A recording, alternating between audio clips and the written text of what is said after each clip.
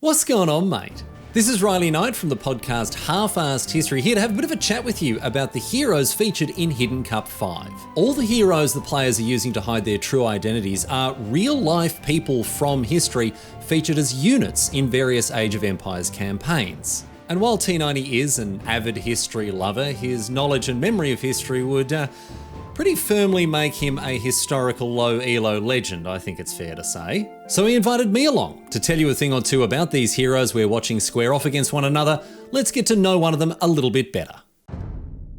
Depending on whom you ask, Otto the Great is often credited with the establishment of the Holy Roman Empire itself. Others say it was established by Charlemagne in the year 800 when he was crowned as an emperor by the Pope, but all the Otto stands out there will insist that it was their boy who founded the HRE in 962 after consolidating power throughout East Francia, Saxony and other neighbouring regions.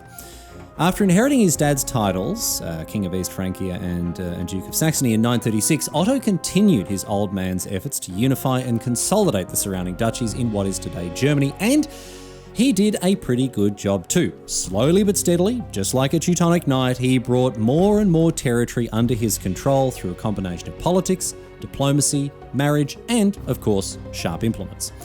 Some of the dukes he attempted to subjugate didn't love this. They attempted to rise in rebellion. Presumably, Otto just holed up in his castles and blasted the rebels to bits with murder holes and extra arrows.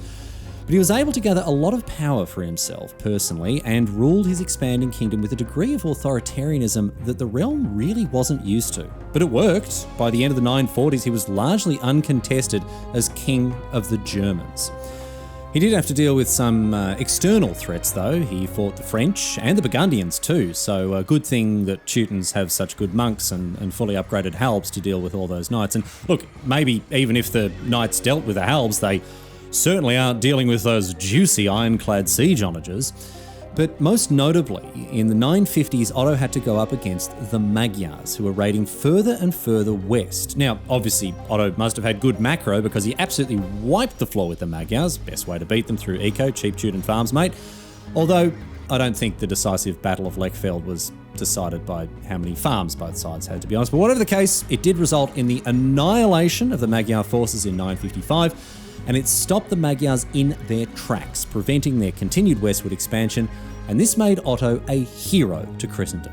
Not only did he save his own kingdom from the Magyars, he was perceived as more broadly having stopped a pagan invasion from the east, and his momentum continued. He conquered the Kingdom of Italy in 961.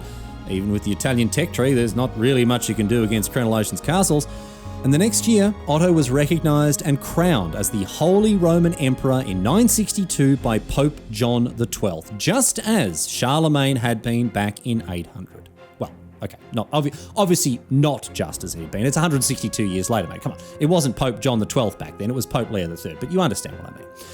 Otto spent the rest of his career as Holy Roman Emperor and spent a lot of his time mainly navigating disagreements with Constantinople. The Byzantines really didn't like him being proclaimed emperor. But eventually, after having consolidated an enormous empire, one that would help to define the medieval history of Europe, Otto died in 973. And he remains one of the most important figures of the Middle Ages. Whether you credit him or Charlemagne with the foundation of the Holy Roman Empire, there is no denying his colossal impact on European history.